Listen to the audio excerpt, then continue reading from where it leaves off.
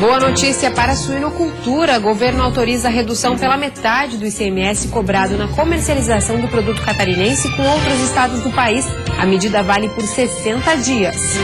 Em busca de acordo em Brasília, Raimundo Colombo reforça no Supremo Tribunal Federal a ilegalidade da forma de cobrança da dívida do Estado com a União. Dados positivos. Porto de Imbituba volta a bater recorde de movimentação no mês de fevereiro. Ao todo foram mais de 420 mil toneladas. O alerta continua, sobe para 764 o número de casos de dengue em Santa Catarina. O município de Pinhalzinho, no oeste, vive uma epidemia com 501 casos confirmados da doença. Os impactos já podem ser sentidos em escolas, creches, centros de saúde e serviços de assistência social. A prefeitura quer que a Justiça decrete a ilegalidade da paralisação. A quantidade desta quarta-feira já está no ar.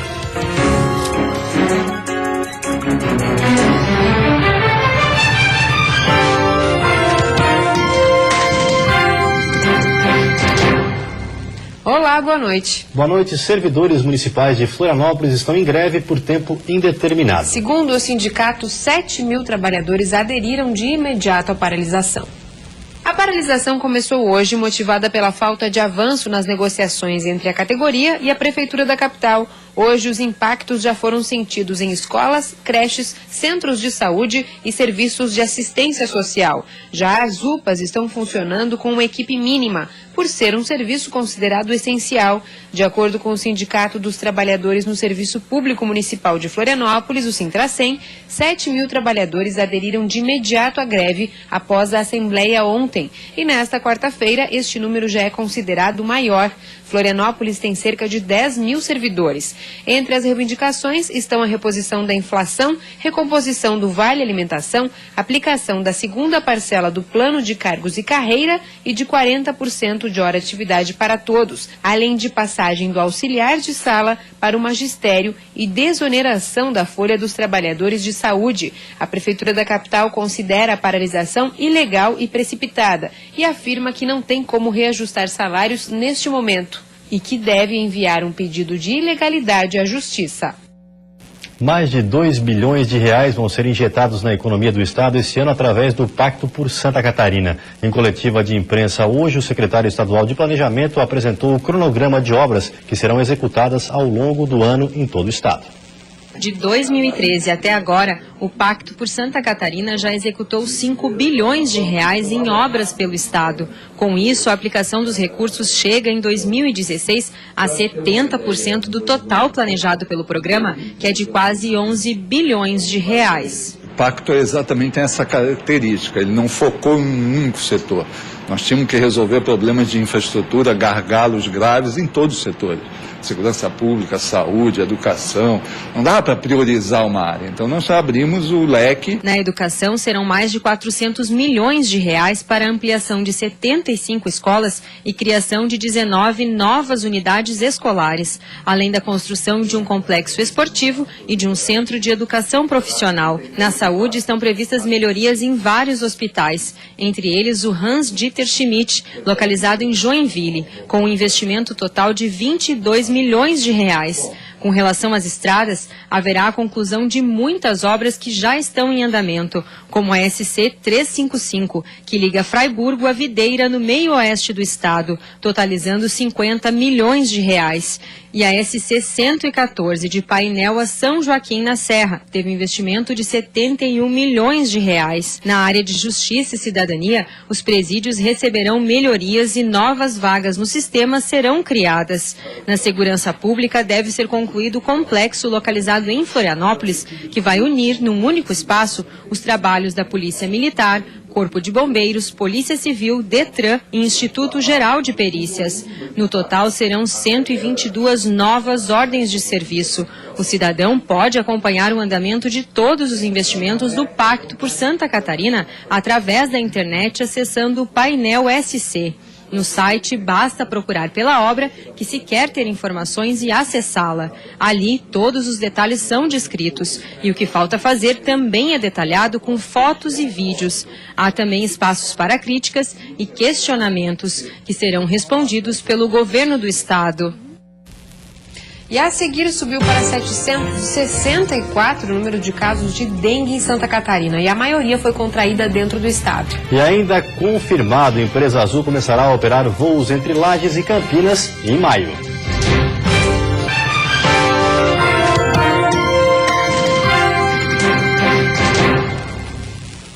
Subiu o número de casos de dengue em Santa Catarina. Já são 764, segundo a Diretoria de Vigilância Epidemiológica. O relatório mais recente foi divulgado ontem. Segundo a DIV, subiu para 764 o número de casos de dengue confirmados no estado no período de 1 de janeiro a 27 de fevereiro. A maioria, 82%, foram contraídos em Santa Catarina. O município de Pinhalzinho, no oeste, vive uma epidemia, com 501 casos confirmados da doença. Chapecó, também no oeste, está em alerta, com 31 casos de dengue registrados desde o início do ano. Em relação ao Zika vírus, subiu para 9 o número de casos confirmados, mas todos foram contraídos fora do estado. Os prováveis locais de infecção foram os estados de Mato Grosso, Mato Grosso do Sul, Rio de Janeiro e Sergipe. Ainda há outros 92 casos em investigação em Santa Catarina. Já em relação à febre chikungunya, nenhum caso da doença foi confirmado até o momento no estado, mas 115 estão em investigação. Aumentou também o número de cidades infestadas pelos focos do mosquito. Além das 28 que criaram salas de situação para reforçar o combate, São José e Quilombo são algumas das que agora também integram a lista. As nuvens voltaram a cobrir todo o estado e nesta quinta-feira não deve ser diferente. O dia deve ser de muitas nuvens com poucas aberturas de sol. As temperaturas permanecem amenas no amanhecer, aumentando durante o dia. A mínima fica em 8 graus na Serra e 10 no Planalto Norte. Já a máxima no estado será de 32 graus. No Vale do Itajaí, Sul e Oeste. No Litoral Norte e Grande Florianópolis, as temperaturas variam entre 20 e 28 graus. Não é excesso de zelo das mães, nem lenda da internet. Passar horas de olho em telas de celular, tablets ou computador faz mal para a vista, especialmente das crianças. O esforço visual está relacionado ao aumento de miopia, que deve atingir metade dos brasileiros até 2050. Você consegue enxergar as horas deste relógio ou só se chegar mais perto?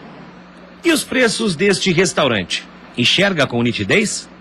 Se a resposta é não, pode ser que você tenha desenvolvido miopia e precise de uma ajudinha para voltar a enxergar tudo com nitidez. De acordo com a Academia Americana de Oftalmologia, até 2020, 25% dos brasileiros terão desenvolvido este mesmo problema. Uma situação que vai piorar. Até 2050, a previsão é que metade da população do país seja míope. O aumento de casos deve afetar principalmente crianças que têm a vista prejudicada pelo uso exagerado de computadores e outras tecnologias. A miopia está aumentando na faixa etária de 8 a 12 anos. Pegamos 360 crianças que tinham ficado extremamente nas férias frente a um microcomputador.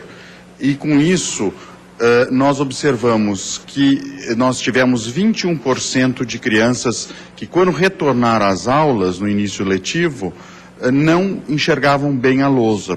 Sempre eu uso bem pertinho de mim, para eu conseguir enxergar mais. Então quer dizer, aí que está o problema, sabia? Agora que eu tô sabendo. As crianças não têm que deixar de usar a tecnologia, mas é preciso ter cuidado. O computador deve estar abaixo da vista do usuário e numa distância de 50 centímetros. Além disso, a cada 1 hora de uso, é recomendável um descanso de 20 a 30 minutos. Quando você usa computador, você para para descansar de hora em hora? Não. Fica mais de 1 hora no computador? Sim. Sabe que isso não é legal, né? Sim, não. Se a miopia chegar a 6 graus ou mais, aumenta o risco do paciente desenvolver descolamento de retina, degeneração macular, glaucoma ou catarata. Para evitar isso, o melhor caminho é o tratamento ou até mesmo a cirurgia de correção na vida adulta. Foi o que fez Letícia, que se livrou dos óculos após 7 anos de uso. A sensação é muito gostosa de poder ver as coisas.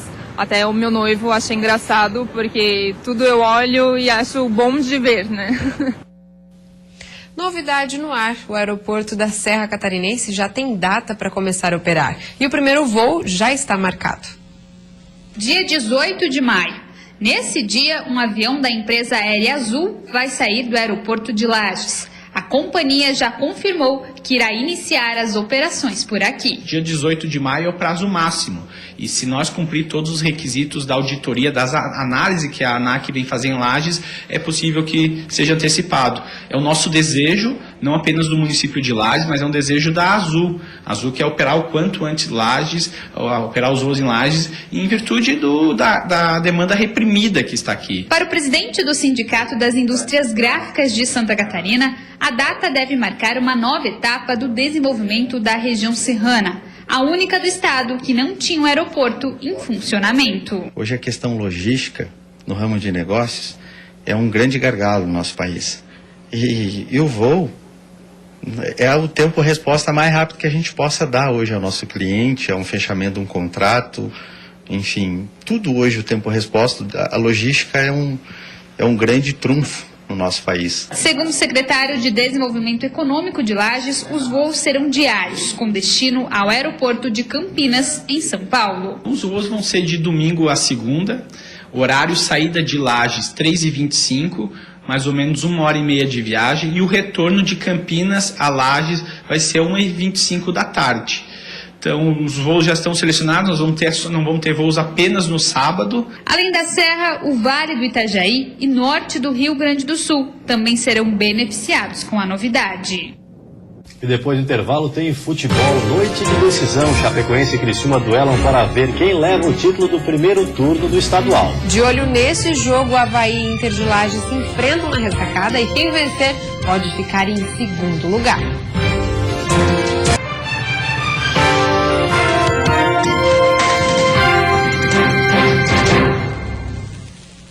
Futebol, Chapecoense e Criciúma decidem hoje, às 9h45, o título do primeiro turno do Campeonato Estadual. O Verdão do Oeste pode até perder por 1-0, mas vai jogar sem a zaga titular. O Verdão do Oeste chega na última rodada do turno com uma vantagem considerável. A Chapecoense pode perder em casa para o Criciúma por um gol de diferença, que mesmo assim garante a vaga na final do Catarinense. A equipe comandada por Guto Ferreira ainda não perdeu no estadual. Mesmo com todos esses scouts favoráveis, uma derrota por 2 gols de diferença para o Tigre pode mudar toda essa campanha. O que pode definir partida, o futebol é muito simples. Quem conseguiu marcar e não levar, vence a partida. Só que justamente na decisão do turno, o técnico da Chape tem um problemão para resolver. Dono da melhor defesa do campeonato, o Verdão do Oeste não vai poder contar com seus 3 principais zagueiros. Neto está no processo de transição. Marcelo foi expulso no último jogo e cumpre suspensão. E Rafael Lima, com uma lesão no joelho, não tem condições de jogo. A solução vem da base do Corinthians. O garoto Rafael Castro, de 20 anos, veio do time paulista para ter chances de jogar. E a oportunidade veio justa em uma decisão. Ele vai fazer dupla com William Thiego. Outra dúvida está no ataque. Ananias, com dores musculares, foi poupado no último treino. Silvinho, ex-Criciúma, pode ganhar a vaga no time. Ingredientes que tornam o jogo de hoje à noite ainda mais interessante. Já o Criciúma, que vai entrar em campo com a mesma formação do último jogo, sabe que precisa reforçar a marcação contra a Chapecoense. Mesmo assim, o técnico da equipe diz que o Tigre vai jogar de igual para igual na Arena Condá. Vai chegando o momento da decisão. Pro Tigre, foram 8 jogos, 5 vitórias, 2 empates e apenas uma derrota. E agora, só um resultado interessa contra a Chapecoense. A vitória precisa ser por 2 gols de diferença. Isso porque o saldo de gols da líder Chapecoense é 9, do Criciúma é 6. Vencendo, o tricolor iguala o número de pontos. E aí, o critério que vale para desempatar é o saldo. Se o Tigre vencer por 2-0, por exemplo, a tabela fica assim. E a equipe cavoeira leva o turno, garante vaga na final. O desafio, portanto, é fazer o ataque funcionar, mesmo sem Jamie, que está lesionado. E apesar da necessidade de gols, o time do experiente Roberto Cavalo não vai se atirar com tudo para trás. Está definido, né? Começamos jogando com uma postura, lógico, não é mais defensiva e sim, porque deu certo contra o Metropolitano, mesmo jogando dentro de casa, ficou um time mais compactado no meio de campo, por isso vamos repetir a mesma formação. Para o comandante, mistério não ganha jogo. O que vai fazer a diferença é ter mais vontade que o adversário, que até então está invicto. querer mais que a Chapecoense. Lá dentro é muito forte, a torcida comparece, ajuda, né? É um time muito entrosado, essa é a realidade, a Chapecoense. Por isso a preocupação minha de marcação. A Chapecoense joga fácil, tem mostrado isso nesse campeonato e ano passado na Série A. Então tem que ter respeito, mas lá dentro a gente vai encarar de igual para tentar a vitória. Outros 2 jogos completam a rodada de hoje à noite. Destaque para Avaí e Inter de Lages em Florianópolis. Com problemas de desgaste físico em vários jogadores, o Avaí enfrenta o Inter de Lages daqui a pouco às 7h30 no estádio da Ressacada. Os 2 times têm condições de terminar o primeiro turno na 2ª colocação, desde que o Criciúma perca para a Chapecoense. Acho que isso é importante para a questão de afirmação da equipe e para que a gente inicie um segundo turno mais forte. A gente não pode tratar como um jogo qualquer. Do outro lado, o Inter de Lages vem forte, querendo manter a boa sequência que vive na competição. A equipe da Serra tem o melhor ataque do catarinense, com 15 gols marcados, e o artilheiro do estadual, Isaac, que já fez 6 gols. O mais importante em relação à questão do Inter, que a gente tem que frisar, é que o Inter só perdeu um jogo até agora, foi a estreia contra a Chapecoense.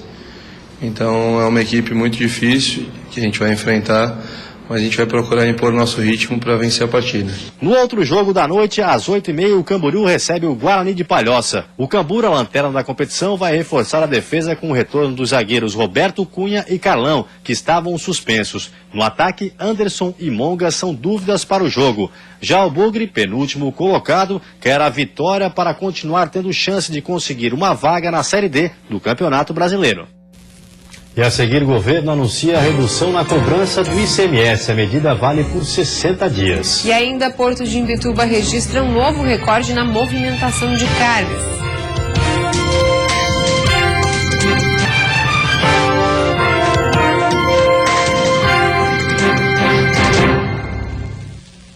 O ICMS cobrado na comercialização de suínos para outros estados foi reduzido de 12% para 6%. A medida foi anunciada pelo governo e deve valer por 60 dias.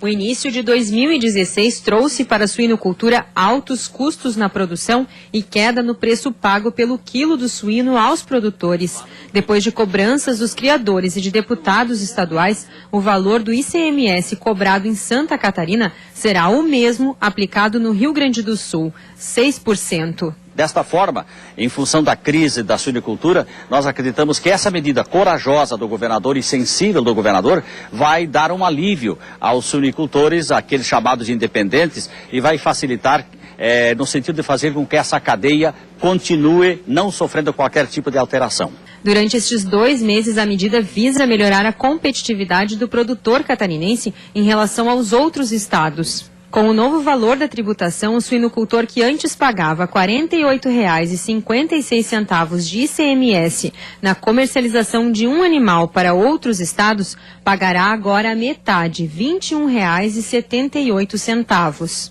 Vai servir para dar o equilíbrio da oferta, da procura, também vai equilibrar a oferta e o preço do milho. Nós estamos imaginando isso. A oferta maior de milho tem uma tendência do milho diminuir um pouco de preço. Nós queremos que o produtor de milho também ganhe dinheiro. A suinocultura catarinense é destaque nacional. O estado é responsável por aproximadamente 27% da produção nacional de carne suína e de 35% das exportações brasileiras. Daqui a 60 dias nós vamos reunir o setor de novo e nós vamos fazer aquilo que nos cabe. A parte política no sentido de acatar aquilo que já foi feito ou então, quem sabe, retificar outras providências por parte do governo. No total, são 10 mil criadores integrados às agroindústrias e independentes, que produzem anualmente cerca de 850 mil toneladas de carne suína. O governador Raimundo Colombo esteve hoje em Brasília, onde tratou de assuntos nas áreas da pesca e fruticultura, com a ministra Cátia Abreu. Entre os pedidos está a liberação emergencial de licenças para embarcações pesqueiras. A ministra se comprometeu em fazer a liberação rapidamente, nem que seja preciso estruturar o mutirão no Ministério. Cerca de 1.000 processos de pedidos de licenças foram paralisados em função de investigações policiais envolvendo órgãos ligados ao setor. Isso está na justiça, onde se investigou uma série de situações lá da pesca, que isso atrapalhou muito. Agora nós conseguimos hoje aqui a revalidação das licenças, o que se dá absoluta normalidade aos pescadores para que eles possam desenvolver sua atividade. Já na área de fruticultura, o governador Colombo relatou que os produtores rurais estão preocupados com a possibilidade de a China iniciar a exportação de maçã para o Brasil, o que afetaria a cadeia produtiva catarinense. Santa Catarina é o maior produtor nacional de maçã, respondendo por 49% da safra brasileira. A China produz 40 vezes mais do que o Brasil. E isso vai afetar o setor produtivo que teve um período muito difícil, agora está retomando, está melhorando. Outro assunto debatido em Brasília foi a proposta de o Estado transportar milho por ferrovias por meio de parceria com a iniciativa privada. A medida atenderia à demanda dos produtores de suínos, bovinos e aves, trazendo milho de outros estados de forma mais econômica.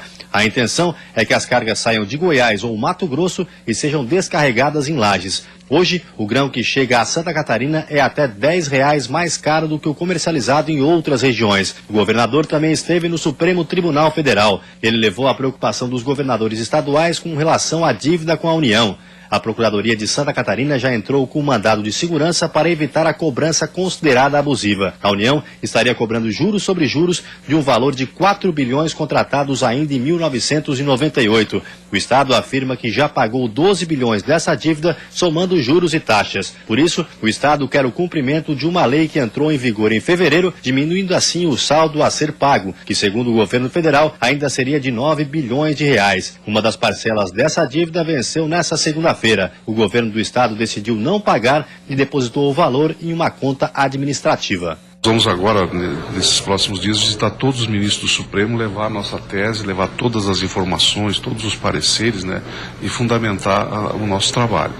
Mas, por outro lado, nós vamos amanhã também nos reunir com o Ministério da Fazenda, às 3 da tarde, para discutir tudo o que pode ser feito. E na sexta-feira haverá uma reunião com os governadores preliminar e depois uma reunião dos governadores com a presidenta, para que a gente possa encontrar uma solução, né? E o Porto de Imbituba encerrou o mês de fevereiro com um novo recorde na movimentação de cargas. Ao todo foram 421.394 toneladas, a maior já registrada desde dezembro de 2012, quando a SC Par Porto de Imbituba assumiu a gestão do terminal. A marca anterior era de julho de 2014, quando a movimentação alcançou pouco mais de 418 mil toneladas. Mais uma vez, entre os responsáveis por este resultado, merecem destaque os granéis agrícolas, como milho e trigo, e os granéis minerais. Em janeiro, o Porto já havia registrado um movimento recorde para o período, ultrapassando as 400 mil toneladas. O número de navios atendidos nos 2 primeiros meses de 2016 já chega a 40. Se comparado ao mesmo período do ano passado, a movimentação de cargas apresenta um crescimento de quase 100%, totalizando 836.320 toneladas. E antes de encerrarmos, vamos ver como está o trânsito ao vivo aqui em Florianópolis. Você vê imagens das pontes que fazem a ligação entre a ilha e o continente, movimento intenso, com bastante lentidão em ambos os sentidos. Na Grande Florianópolis faz 24 graus neste momento. E você fica agora com o Jornal da Band. Uma ótima noite a todos e até amanhã. Uma boa noite para você, até amanhã.